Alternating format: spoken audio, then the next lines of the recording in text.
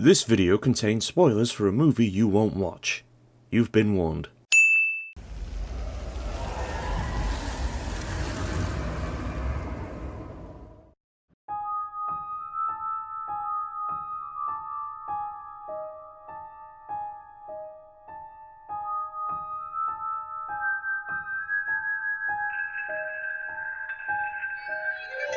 Oh shit, here we go again.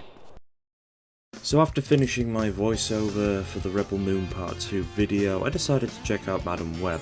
Now after the Morbius video, you'd think I'd skip out on the rest of Sony's disasters, but I had to see if what they said was true about this movie. Is Madam Web worse than Morbius? On my first viewing I noticed that in the first 2 minutes of the runtime they did this.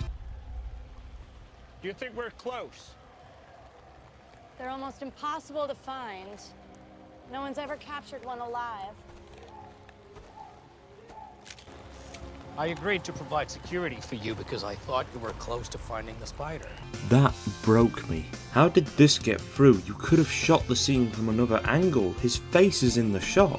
Michael at least was facing away from the camera when they did this in Morbius. Four was Milo. No. And after watching this movie, I really didn't have much to say. Madam Web is a boring experience with a shit story and shit costume design and shit everything. Legit, these look like Comic-Con costumes, not to discredit people who put actual effort in them. And the film is very nonsensical and desperately trying to hold on to the Spider-Man IP. Like, Uncle Ben is a secondary character. May I say more?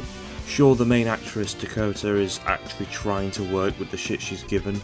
Not to mention, most of the cast isn't objectively the worst thing I've seen, and you get what you're given when it comes to teen actors.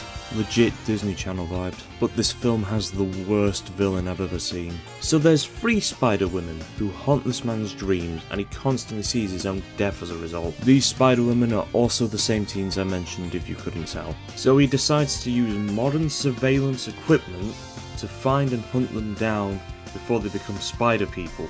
What? At least Milo had a reason to go evil. Dude was bullied by the world and decided fuck it. Madam Web literally got blamed for kidnapping these teens and is somehow able to make a trip and back from Peru. Why wasn't she detained immediately? Look, there's a reason. Her mum died at the start of the movie and the spider people happened while in Peru. There's a climax and Madam Web gets injured and paralysed so she can become comic accurate. Oh, and Peter Parker is born in this movie because Sony needs you to watch this movie. That is literally everything you need to know about this movie. This movie is a void of nothing. Sure, I don't hate this like I fucking despise Morbius and Rebel Moon Part 2, but why does this exist? Like, this feels like a bootleg The Marvels. It has a bootleg Spider-Man as a villain, and he uses Watch Dogs the video game to fuck around New York. And that's really all I can say on this movie. It was a movie of movies. It wasn't as poorly made as Rebel Moon Part 2, it wasn't as enragingly awful as Morbius. Just a resounding meh from me personally, so why not check out on my playlist here for some more reviews. Probably some with some more runtime to them. Maybe if I bothered to sit and rewatch it I'd had more to say on this film, but this just doesn't feel worth my time like Morbius did. Anyway, thank you for watching.